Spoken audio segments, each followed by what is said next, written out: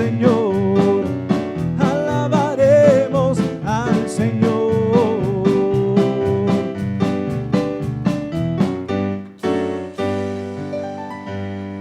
Amén. Los que tengan su Biblia, vamos a abrirla al libro de Romanos.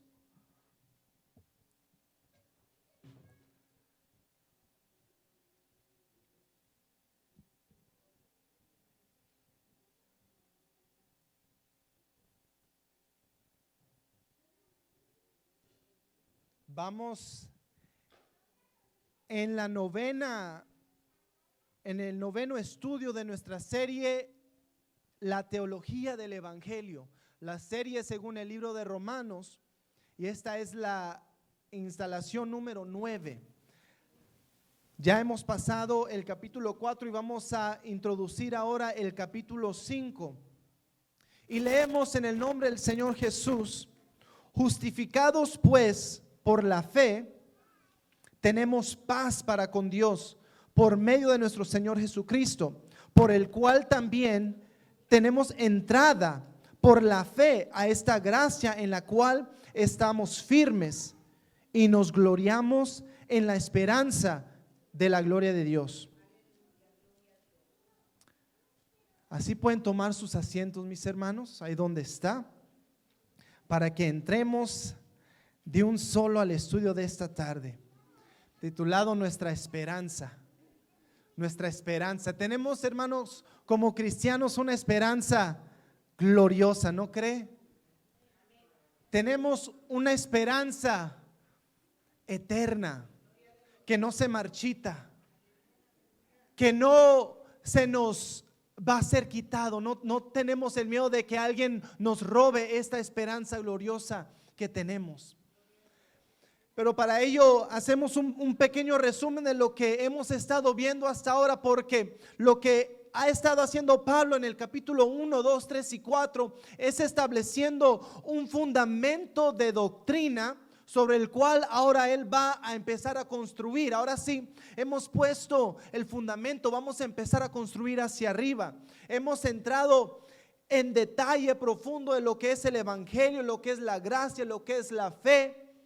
Y esto es importante para nosotros, mi hermano. En Romanos 1 vimos la introducción del mensaje que Pablo quiere darnos, que es el evangelio. Dice: yo apresuradamente quiero ir a Roma para predicarles el evangelio, del cual yo no me avergüenzo, porque es poder de Dios. Amén.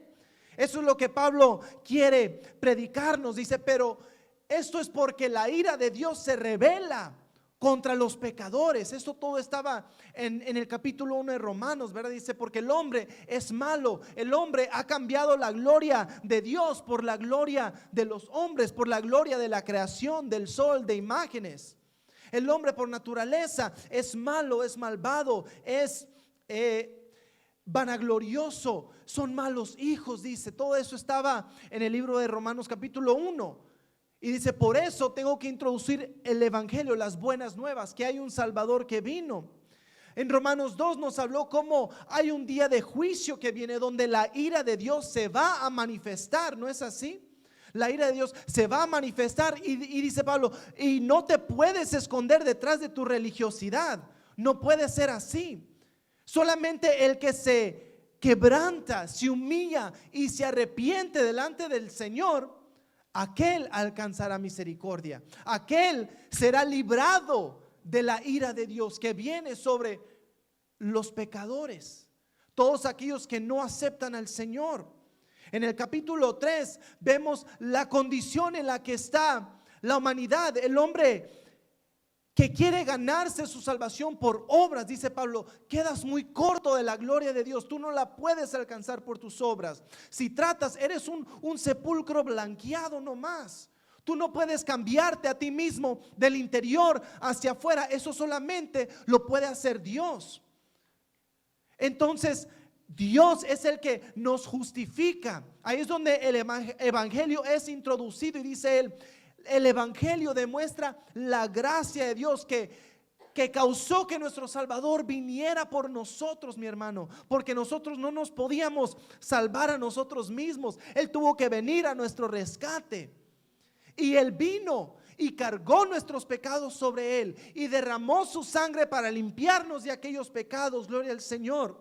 Y entonces, por la redención de Jesucristo, Dios nos puede justificar gratuitamente. O sea, a nosotros no nos cuesta nada. ¿Por qué? Porque nuestro Salvador pagó el precio. Amén. Gloria al Señor. Estamos endeudados con el Señor. Y en el capítulo 4, nuevamente Pablo reenfatiza la importancia de lo que es entender de que la salvación es por gracia, por medio de la fe y no por obras. Porque no hay nadie que puede robarle la gloria a Dios. La doctrina de la gracia y de la salvación es para darle toda la gloria a Dios en cuanto a nuestra salvación. Nadie más puede decir yo me salvé, yo le ayudé al Señor en cuanto a salvar mi propia alma. No hicimos nada. El Señor lo hizo todo. Y entonces es importante tener bien entendido esta doctrina de la gracia, de la salvación, del evangelio y ser cimentados en ella, porque esta doctrina bíblica, mi hermano, nos da el fundamento sobre el cual ahora podemos construir toda otra doctrina. Todas las otras doctrinas que vamos a ir aprendiendo están puestas sobre esto, que Dios nos salvó por gracia, por medio de la fe, y de que Él es digno de recibir toda la gloria y toda la honra. Entonces, cuando tú hablas de la doctrina de las imágenes, tú puedes ver, Dios es el único que merece toda la gloria y la honra. Ya hay un fundamento para ver que nadie más es digno de nuestra adoración, veneración, postración, nada. Él es el único. Él es el único que nos puede salvar. Él es el único que nos puede ayudar en tiempos de auxilio. Cualquier doctrina la cual vamos a ir viendo está puesta sobre esto, mi hermano. Y la doctrina bíblica, la enseñanza, lo que les decía la semana pasada, no es necesariamente aplicable a nuestra vida, es simplemente doctrina, es verdad bíblica, pero nos ayuda en toda área de nuestra vida espiritual, porque la doctrina bíblica, sana doctrina, les pongo este ejemplo. Usted y yo tenemos los ojos entenebrecidos, hermano, vemos las cosas medio rara. Pero cuando nos ponemos estos lentes de la doctrina sana de la Biblia, vemos las cosas claramente. Cuando tú entiendes esto, te pones este fundamento y tú lees Antiguo Testamento, tú lees los evangelios, tú lees lo que sea, vas a ir entendiendo las cosas más claramente porque tienes un fundamento. En lo doctrinal, fíjense, hubo algo que me impactó a mí, mi caminar con el Señor, mi perspectiva de cómo predicamos y cómo enseñamos y cómo enfatizamos a veces demasiado las obras más que la gracia. Los que recuerdan, hace unos 6 o 7 años, ya no me acuerdo yo, pero era una campaña aquí en Modesto. Y como saben, ¿verdad? En nuestras campañas llegan de otras obras, hermanos, hermanas, líderes, pastores. Y en esta campaña en particular, recuerdo que habíamos quedado de acuerdo que íbamos a participar de la Cena del Señor, así como lo hicimos el domingo pasado, ¿verdad? Y como lo acostumbramos a hacer en los ayunos, lo íbamos a hacer en campaña, ¿verdad? Porque vamos a celebrar la muerte, la resurrección y la venida de nuestro Señor Jesucristo. Aleluya. Y cuando el pastor, porque el domingo cerró nuestro pastor, ¿verdad? Con su predicación y hace la invitación a la Cena del Señor, miré que hubieron líderes, pastores que no pasaron a tomar de la Cena del Señor. Y me quedé sorprendido. Y eso era porque a veces como cristianos tenemos un énfasis demasiado puesto en nosotros. Y claramente sí hay un versículo ahí en 1 Corintios 11 que habla del que toma indignamente la cena del Señor, carga para sí juicio. Pero lo que no entendemos es que si tú estás con tu fe puesta en el Señor, no depende de que si este día me enojé, yo ya no puedo participar de la cena del Señor. No trabaja así la cosa. No pierdes tampoco tu salvación porque hoy me hizo alguien una mala cara en el freeway y me enojé. Ay, ya, no soy salvo. La doctrina de la gracia y de la fe nos enseña que tu salvación está firme en Él, porque depende de su gracia y no de cuán buen día estás teniendo ese día. Si hoy te enojaste o no, si hoy te portaste al 100% sin pecado o no, porque todos los días vamos a fallar de alguna forma o de otra, pero nuestra fe está puesta en la gracia del Señor. Les doy otro ejemplo. Cuando hablamos del perdón a los hermanos, cuando tú entiendes la doctrina de la gracia y la fe, te dejas sin opción más que perdonar a tu hermano, porque tú entiendes que el Señor te perdonó a ti sin merecerlo. Entonces tú no esperas a perdonar al que te ofendió. Cuando se lo merezca lo voy a perdonar. Tú perdonas sin que se lo merezca. ¿Por qué? Porque tú fuiste perdonado sin merecerlo. Entonces cuando tú entiendes y tienes este fundamento de doctrina bien cimentado, afecta toda área de tu vida espiritual, mi hermano. Vas a vivir más agradecido. Vas a vivir con un cántico nuevo en tus labios. No te vas a querer quedar ahí en la banca cuando es momento de alabar. Te vas a querer mover, vas a querer levantar tus manos porque entiendes: soy salvo, soy justificado. Ahora sí entramos al versículo 1, por la fe. Soy justificado por la fe. Y como somos justificados por la fe, entonces tenemos en primer lugar paz para con Dios. Aleluya. Tenemos paz para con Dios, mi hermano.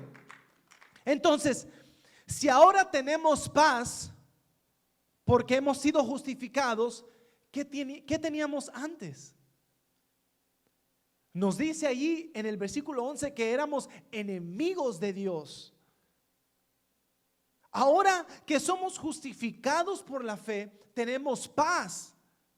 Pero eso significa que antes de ser justificados, teníamos enemistad con Dios, mi hermano. No estábamos del lado del Señor. Esa era nuestra condición. Éramos enemigos de Dios, alejados de sus caminos. No solamente alejados, sino en contra de sus caminos. Usted se acordará más que yo como usted era enemigo del Señor. Pero ahora tenemos paz. Por eso es la doctrina o la enseñanza que a veces en general se da allá afuera: todos somos hijos de Dios. Bíblicamente no es cierto.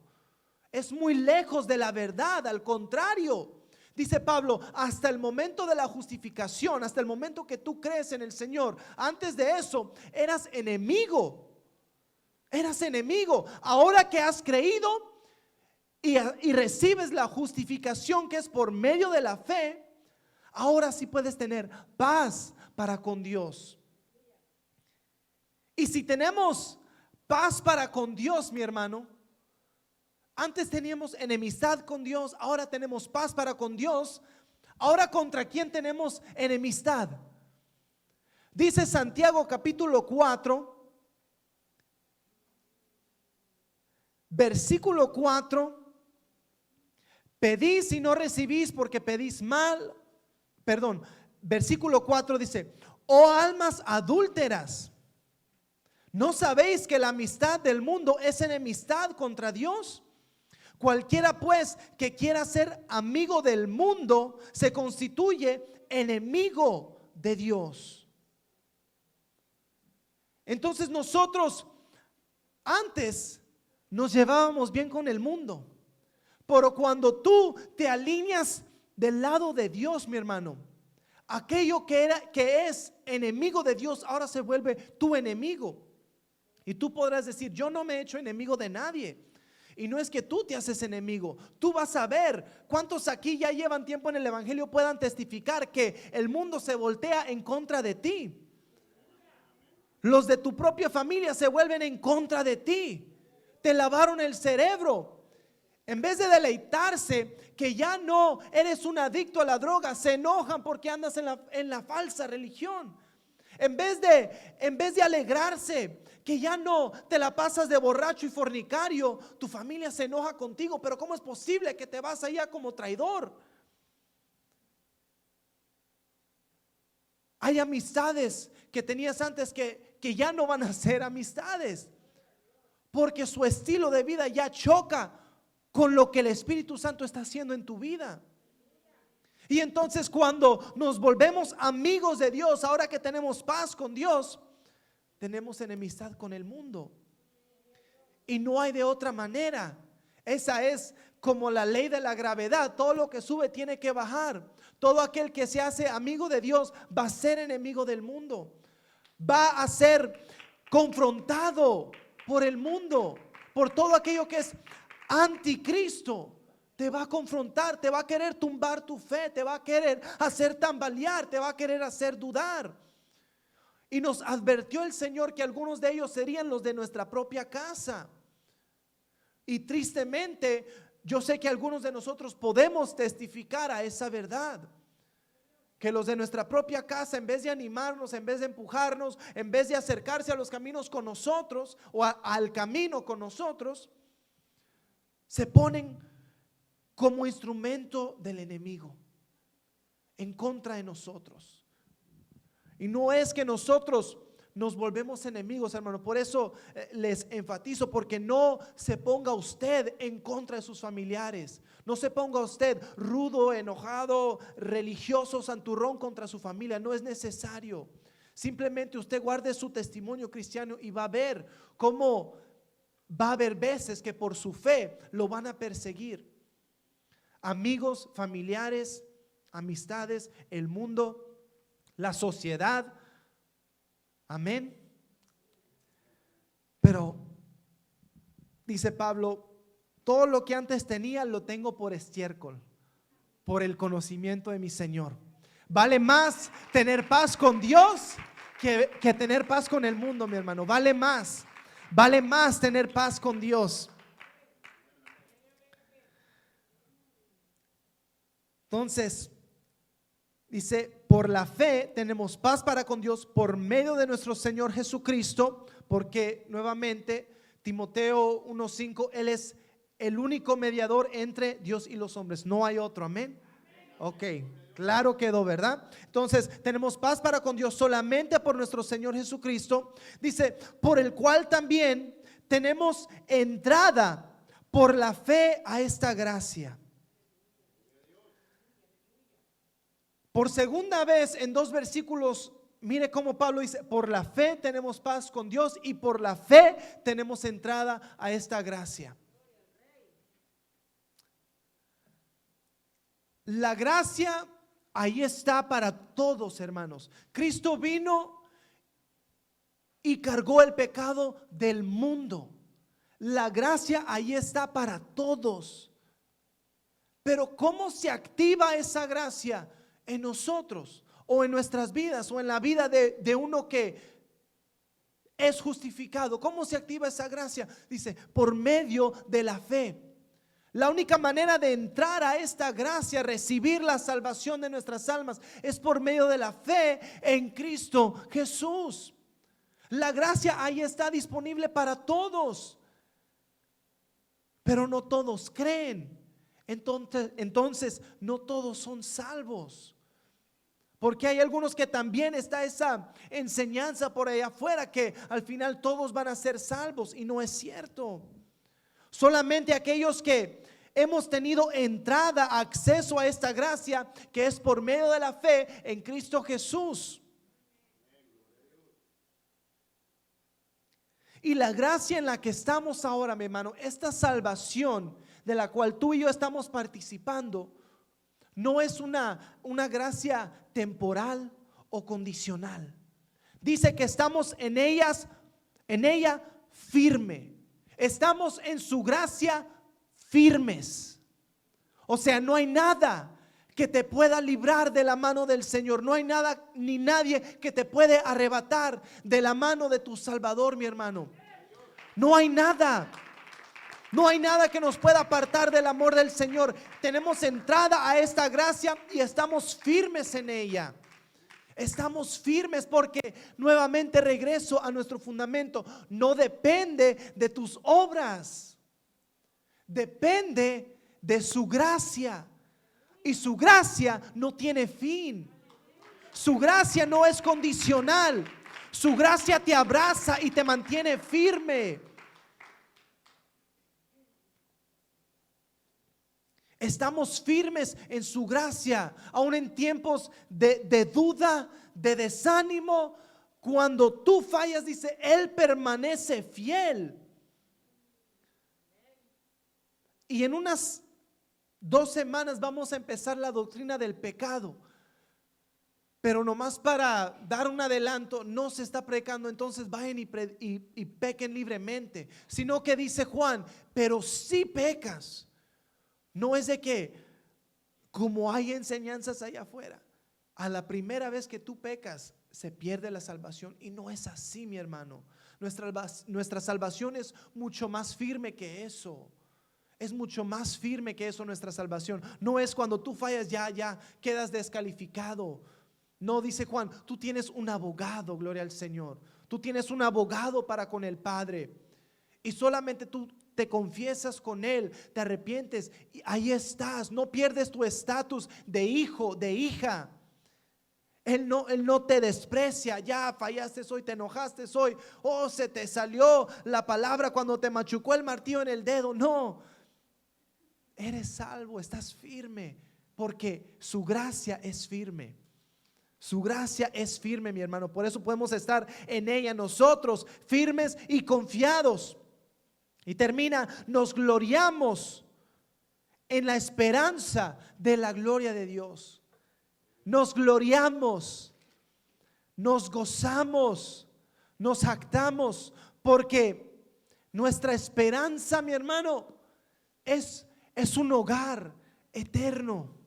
Nuestra esperanza es estar en la presencia de aquel que nos amó sin nosotros merecerlo. Esa es nuestra esperanza. Nuestra esperanza es de que nuestros cuerpos no van a quedar 6 pies bajo tierra. Es de que un día vamos a resucitar. El Señor va a resucitarnos y nos va a llevar con Él para siempre. Nuestra esperanza está en los cielos y no aquí en la tierra. Nuestra esperanza, dice, es la gloria de Dios. Esa es nuestra esperanza, mi hermano, la cual podemos tener porque hemos tenido entrada a esta gracia, a esta salvación por medio de la fe, gloria al Señor. Y ahora, hasta aquí eso es obvio por decir, no, pues claro, tenemos una esperanza. Y nuestra esperanza, nos gloriamos en ella, nos gozamos en ella, nos jactamos que un día vamos a estar con el Señor. Pero ahora dice Pablo, pero no solo esto. Fíjense ahora el versículo 3 dice Pablo, pero no solo esto. Ahora aquí viene lo que no es tan obvio. Claro que nos vamos a gozar en la esperanza, pero dice no solo esto, mas aún nos gloriamos en las tribulaciones. Eso está un poquito más difícil de comprender, de entender y mucho más de aplicarlo, porque a lo mejor teóricamente lo entendemos, si nos debemos de gloriar en las tribulaciones, pero hacerlo es otra cosa muy diferente. Esta es una de esas que dicen es más fácil decirlo que hacerlo.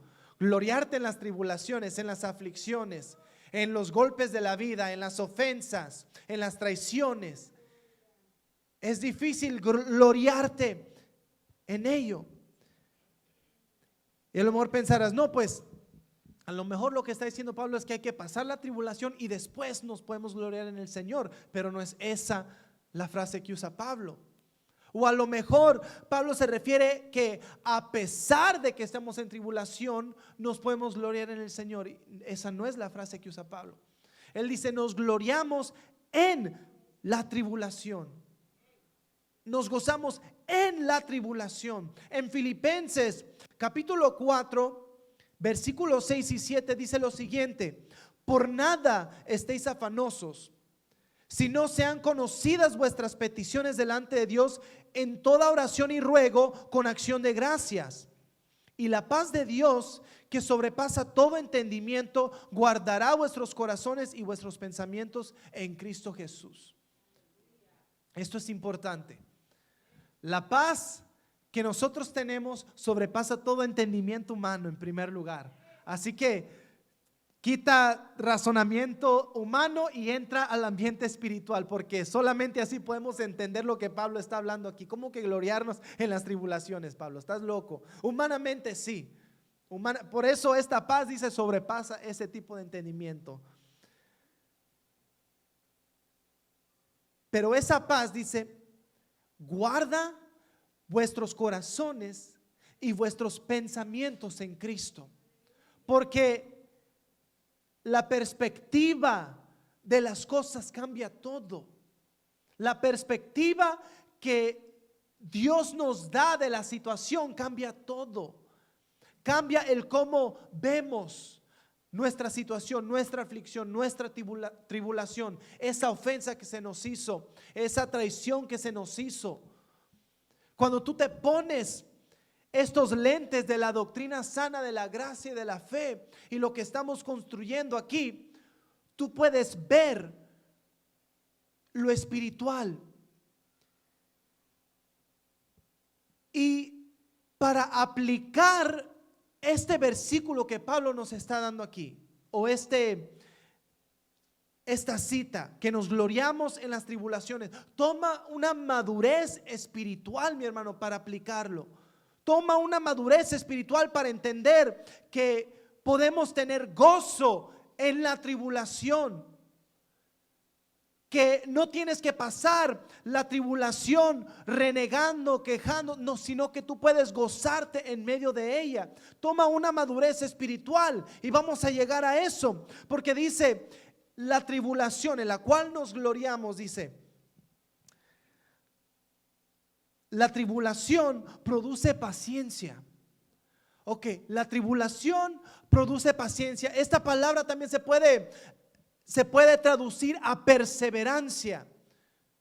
La tribulación nos causa ser perseverantes en el camino del Señor, mi hermano, con paciencia correr en la carrera de la fe, porque la carrera de la fe no es una carrera de corto plazo. Si usted ve las Olimpiadas, cuando hacen esos sprints de 50 metros o lo que sea, y son rápidos, no son como 10, 20, 30 segundos y están corriendo con todas sus fuerzas y llegar así, ¿no? Y a veces tratamos el camino de la fe como si fuera una de esas carreras de sprint. Y corremos lo más rápido posible y luego nos vemos que estamos quemados, que estamos cansados, que estamos cargados. Y es que tienes que entender que la carrera de la fe es un maratón. Y se ha visto esos que son corredores de maratones que corren millas y millas. Si usted ha visto, no corren lo más rápido que pueden. Van lentamente, casi al pasito. Usted siente, no, yo puedo correr así. Pero cuando tú ves la cantidad de millas que tienen que correr, entiendes por qué están corriendo lento. Están preservando sus fuerzas. Y el camino de la fe se camina con paciencia, mi hermano. No es rápido, no es todo a la ligera. Es con paciencia que se pasa la tribulación. Es con paciencia que se persevera hasta el fin. Porque los que quieren todo a lo rápido, quieren el ministerio rápido, quieren entender la Biblia a lo rápido, quieren empezar a predicar a lo rápido, quieren todo a lo rápido. La carrera de la fe no es así, es con paciencia, para que cuando lleguen esos momentos de tribulación, ahí vas tú con paciencia pasándolos. Y cuando tú pasas esa tribulación con paciencia, dice, la paciencia produce prueba. Ahora, esta palabra prueba no significa como por decir luchas y pruebas o tribulación. No es que la tribulación produce en ti una paciencia y la paciencia te mete a otra prueba. No es eso. La palabra prueba significa aprobación. Hay versiones bíblicas que traducen la palabra a decir un carácter aprobado. O sea, la tribulación produce en ti una paciencia y la paciencia produce un carácter aprobado. Que tú eres templado, que eres una persona con experiencia porque has pasado golpes de la vida, ¿verdad? Usted tenga una conversación con una persona mayor y va a ver los golpes que ha tenido en la vida. Son golpes que no ha experimentado uno de 20 años. Un muchacho de 18 años no ha tenido la experiencia, las tribulaciones que ha tenido uno de 60, ¿verdad? Tienes que pasar aún en el camino de la fe, en el ambiente espiritual. Es lo mismo, tú pasas por tribulaciones, por golpes en la vida, producen en ti paciencia. Y cuando tú los pasas con paciencia, sales como el oro refinado que pasa por el fuego. No eres quebrado, eres refinado, eres perfeccionado. Tú eres templado. O sea, alcanzas una madurez espiritual, hermano. Pero para alcanzar esta madurez espiritual tienes que pasar por las experiencias espirituales, por las tribulaciones. Para ser un anciano sabio, tienes que haber experimentado cosas en la vida, ¿sí o no? No es solamente por la edad que la persona anciana es sabia, es por lo que ha pasado en la vida. De igual manera, el cristiano maduro y sabio es porque ha pasado cosas en su caminar. Ha pasado traiciones, ha pasado ofensas, ha pasado luchas, ha pasado situaciones difíciles. Ha pasado momentos donde su fe es probada.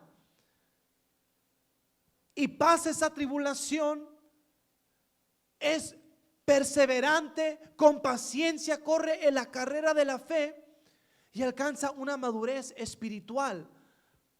Y con esa madurez espiritual podemos ver a Dios aún en la aflicción, aún en la tribulación, aún en el tiempo difícil, aún en el abandono. Podemos ver a Dios y por eso nos podemos gloriar en la tribulación, porque sabemos lo que está produciendo en nosotros. Está produciendo en nosotros un carácter aprobado, está produciendo en nosotros una madurez espiritual para entender esta paz que sobrepasa todo entendimiento. Pero esto es para el cristiano maduro, porque el que es nuevo llega a la fe. Tiene su esperanza, ¿verdad? Empezó el estudio con la esperanza que tenemos en la gloria de Dios. Y gloria a Dios, tengo esperanza. Pero luego llega la primera tribulación. Y ahorita no es un cristiano muy maduro. Ahorita no está gloriándose en la tribulación. Apenas va tambaleando ahí. Llega la tribulación y ay, me iba mejor antes que cuando me bauticé. ¿Por qué? Porque no ha alcanzado una madurez espiritual. Está novato en esto. No ha pasado los golpes de la vida espiritual, del camino de la fe. Porque a este lado de la eternidad nunca les vamos a predicar que el caminar del cristiano es un jardín de rosas, ¿verdad que no? No, la palabra del Señor nos advierte que por muchas luchas y tribulaciones es necesario entrar al reino de los cielos. Vamos a tener aflicciones en este mundo, nos dijo el Señor Jesús. Pero no teman, yo he vencido al mundo y ustedes también vencerán. Ustedes también vencerán.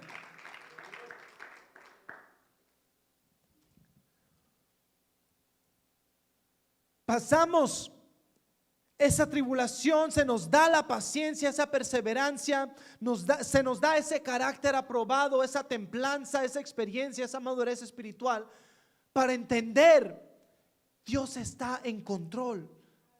Pero esta situación se me está decayendo, se me está saliendo de las manos, pero Dios está en control. Dios sigue siendo bueno.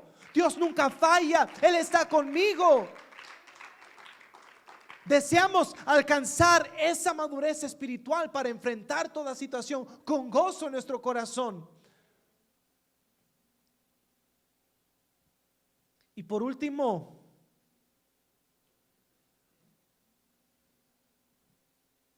estas tribulaciones, mi hermano, cuando tú alcanzas esta madurez espiritual, entiendes algo tan glorioso. Dice, la prueba produce otra vez esperanza. ¿Cuál es nuestra esperanza? La gloria de Dios. La tribulación te recuerda que este no es tu hogar, esta no es casa, este no es nuestro destino eterno. Me viene a la mente nuestro hermano Fidel predicando en la campaña. ¿Cuál es el destino de esta tierra, cochino? Levantarnos a las 5 de la mañana para el trabajo, ir a trabajar, salir tarde del trabajo, llegar tarde a la iglesia, que nos regañe el pastor y otra vez hacerlo el próximo día. Y que los testigos quieren esta tierra. Como dijo mi hermano Gregorio, take it. Dijo, take it. Yo no quiero esto. Este no es hogar. Cada vez que me siento desvelado porque trabajé la noche anterior y ando ahí como zombie, le vi, cálmate, no andes ahí agarrando las cosas. Me recuerdo, este no es mi hogar. Somos advenedizos, mi hermano. Este es un viaje pasajero. Vamos corriendo la carrera de la fe hacia nuestro destino que está en los cielos, donde no habrá más tristeza, donde no habrá más dolor, donde no habrá robo. Entonces, madurez espiritual es en esos momentos ser enfrentados por tribulación, y cuando llega el dolor, gracias Señor, ya me acordé, este no es mi hogar. Me estaba poniendo demasiado cómodo, me estaba poniendo muy cómodo, pero gracias Señor por acordarme. Cuando ese hermano me ofende, gracias Señor porque este no es mi hogar. Mi hogar es allá donde no hay traición, donde no hay nada, solamente un pleno gozo. Cuando llegan situaciones difíciles a tu vida, gloria al Señor. ¿Por qué? Porque este no es mi hogar. Esta no es casa, mi hermano. Tenga eso en mente. La próxima vez que le llegue una aflicción, que le llegue esa mala noticia que no quería oír, es porque este no es nuestro hogar. Allá no hay malas noticias, hermano. Allá solo hay buenas noticias. Allá solamente está el resplandor de la gloria del Señor. Allá solamente hay gozo, no hay llanto. La próxima vez que algo te haga llorar, acuérdate, es porque este no es tu hogar. Tú tienes una esperanza gloriosa. Y es una esperanza. Termina en el 5 diciendo que no avergüenza, no defrauda, no te deja quedar en mal esta esperanza, mi hermano. No. Esta esperanza que tenemos nosotros, mi hermano, en primer lugar, recuerde, es firme, es firme, es firme. Dice, ¿por qué? ¿Por qué no nos defrauda esta esperanza? Dice, porque el amor de Dios está derramado en nuestros corazones por el Espíritu Santo que nos es dado. Tenemos esta esperanza gloriosa por el amor que Dios ha derramado en nuestros corazones. Recuerda una cosa, la próxima vez que eres enfrentado con una situación difícil, Dios te ama. Mi hermano, alguien tiene que oír esto en esta noche. Dios te ama. Dios te ama. Ha derramado su amor en ti, y ese amor nos impulsa a seguir. Ese amor que Dios ha puesto en nuestros corazones por su presencia, por su verdad, nos impulsa a seguir. ¿Cómo voy a alejarme del amor del Señor? Ese amor que yo no conocía nada de ello, que yo sin merecerlo, Él derramó en mi corazón. Cuando antes había amargura, antes había rencor, antes habían cadenas, adicciones, abandonamiento, traumas, ahora hay amor que el Señor ha derramado en nosotros. Recuerde que todo esto es por amor, mi hermano, porque de tal manera Él amó al mundo. Por eso Él tuvo misericordia de nosotros, por eso Él nos extiende su gracia, porque nos ama.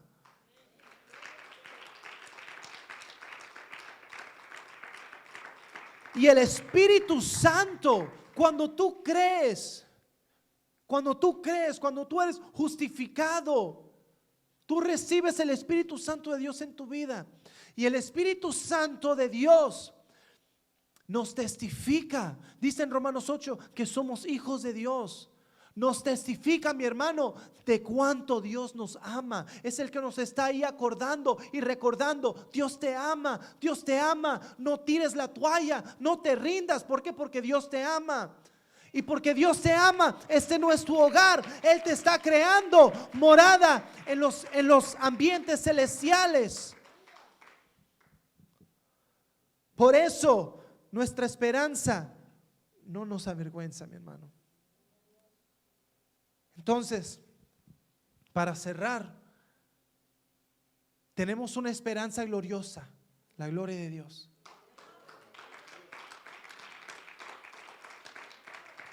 Y nos gloriamos en ello, pero no solamente esto, sino que sabemos que nos debemos de gloriar en las tribulaciones. ¿Por qué? Porque producen en nosotros paciencia, una paciencia para correr esta carrera de la fe. Y cuando pasamos esas tribulaciones con paciencia, recibimos un carácter aprobado, experiencia, madurez espiritual para entender que tenemos una esperanza, que este no es nuestro hogar. ¿Por qué? Porque Dios nos ama. Póngase de pie, mi hermano, en esta tarde. Póngase de pie. Y voy a hacer una invitación.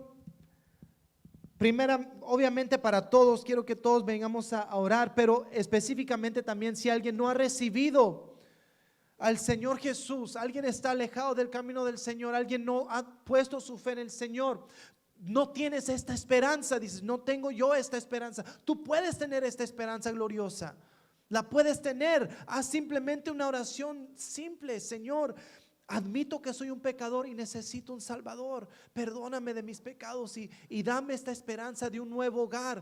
Tú lo puedes recibir. Ven a ese altar. Vamos a orar por ti. El Señor Jesús va a derramar de su Espíritu Santo y te va a guiar. Si tú estás pasando por tribulaciones y dices, necesitaba escuchar esto, necesitaba ser recordado que este no es mi hogar, que me puedo gozar aún en las tribulaciones, dale gloria al Señor.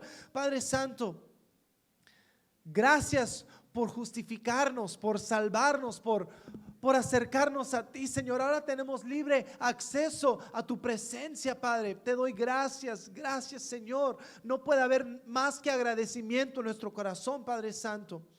Te pido, Señor, en este momento por cualquier persona que está tomando una decisión personal de seguirte, Señor, que desea tener esta esperanza. Te pido, Señor, que nazca en ellos la fe en esta noche de confiar en ti, solamente en ti, Padre Santo.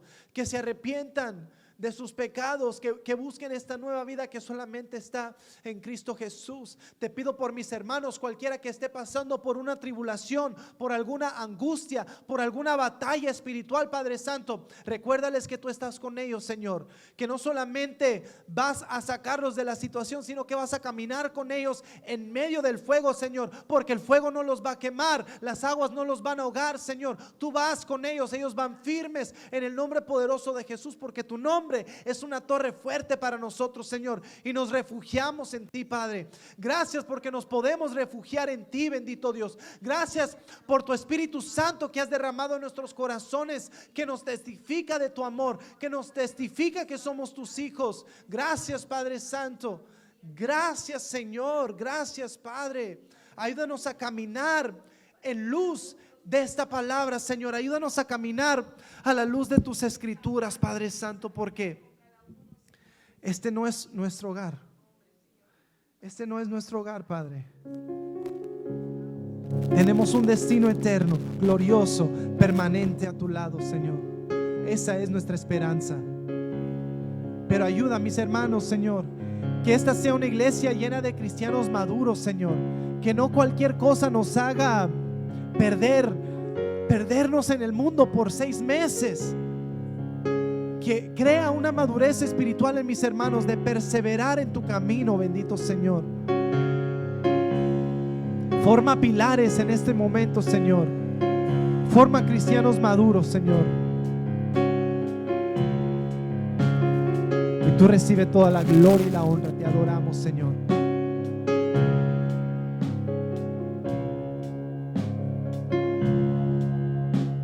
sangre nos has redimido para nuestro Dios.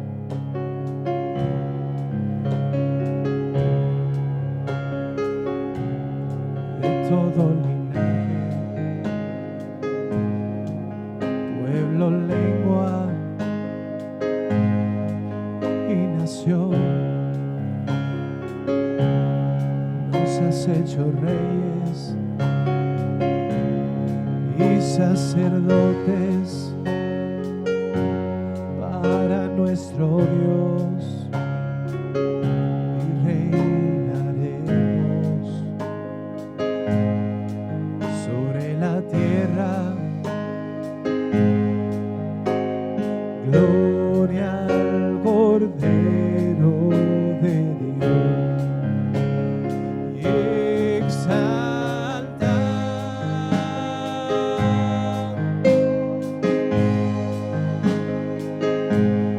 al Cordero de gloria.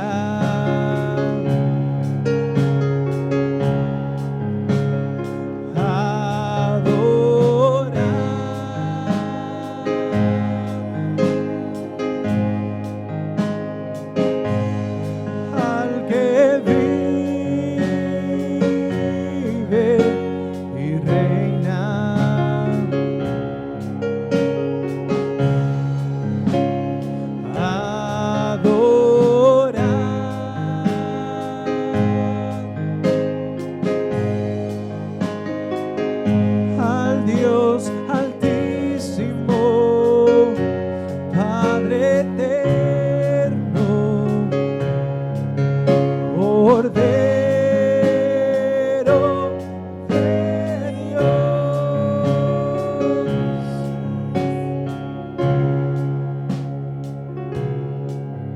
Con tu sangre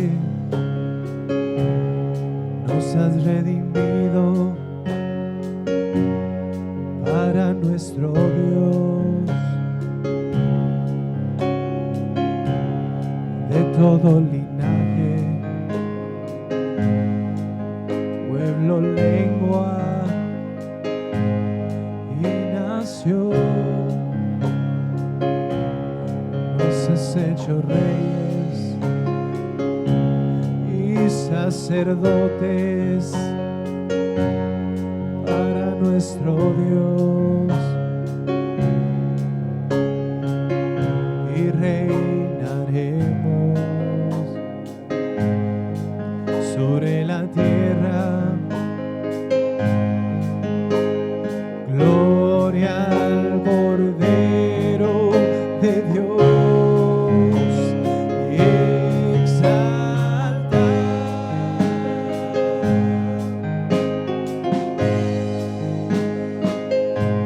al Cordero de gloria.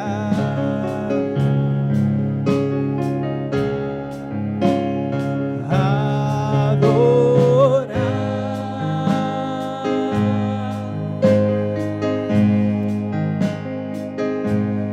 al que vive y reina.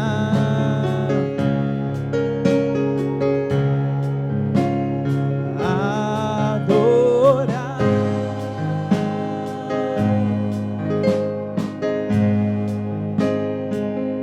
al Dios altísimo,